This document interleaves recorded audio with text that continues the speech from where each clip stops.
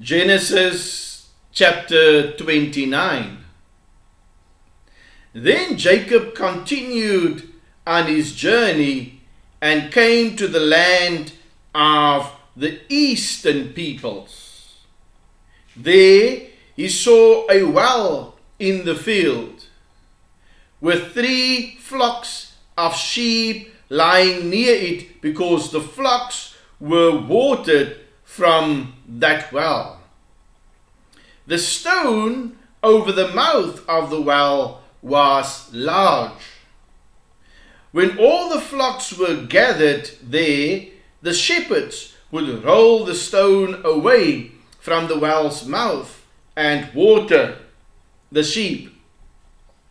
Then they would return the stone to its place over the mouth of the well. Jacob asked the shepherds, "My brothers, where are you from?" "We are from Haran," they replied. He said to them, "Do you know Laban, Nahor's grandson?" "Yes, we know him," they answered. Then Jacob asked them, "Is he well?" "Yes, he is," they said, "and here comes his daughter Rachel with the sheep." "Look," he said, "the sun is still high. It is not time for the flocks to be gathered. Water the sheep and take them back to pasture." "We can't," they replied, "until all the flocks are gathered and the stone has been rolled away from the mouth of the well. Then we will water the sheep." While he was still talking with him, Rachel came with her father's sheep, for she was a shepherdess.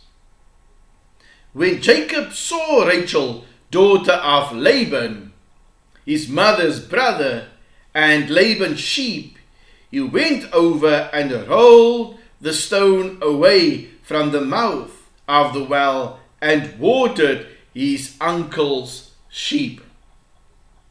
Then Jacob kissed Rachel and began to weep aloud. He had told Rachel that he was a relative of her father and a son of Rebekah. So she ran and told her father. As soon as Laban heard the news about Jacob, his sister's son, he hurried to meet him. He embraced him and kissed him and brought him to his home.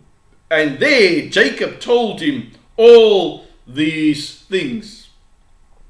Then Laban said to him, "You are my own flesh and blood." After Jacob had stayed with him for a whole month, Laban said to him, "Just because you are a relative of mine, should you work for me for nothing? Tell me what your wages should be." Now Laban had 2 daughters. The name of the older was Leah, and the name of the younger was Rachel. Leah had weak eyes, but Rachel was lovely in form and beautiful. Jacob was in love with Rachel and said, "I'll work for you 7 years in return for your younger daughter Rachel." Laban said, "It's better that I give her to you than to some other man. Stay here with me." So Jacob served 7 years to get Rachel, but they seemed like only a few days to him because of his love for her. Then Jacob said to Laban, "Give me my wife. My time is completed, and I want to lie with her." So Laban brought together all the people of the place and gave a feast. But when evening came, he took his daughter Leah and gave her to Jacob, and Jacob lay with her. And Laban gave his servant girl Zilpah to his daughter as her maidservant. When morning came, there was Leah. So Jacob said to Laban, "What is this you have done to me? I served you for Rachel, didn't I? Why have you deceived me?" Laban replied, "It is not our custom here to give the younger daughter in marriage before the older one. Finish this daughter's bridal week, then we will give you the younger one also, in return for another 7 years of work." And Jacob did so. He finished the week with Leah, and then Laban gave him his daughter Rachel to be his wife. Laban gave his servant girl Bilhah to his daughter Rachel as her maid servant. Jacob lay with Rachel also, and he loved Rachel more than Leah. And he worked for Laban another 7 years. When the Lord saw that Leah was not loved, he opened her womb. But Rachel was barren. Leah became pregnant and gave birth to a son. She named him Reuben, for she said, "It is because the Lord has seen my misery. Surely my husband will love me now."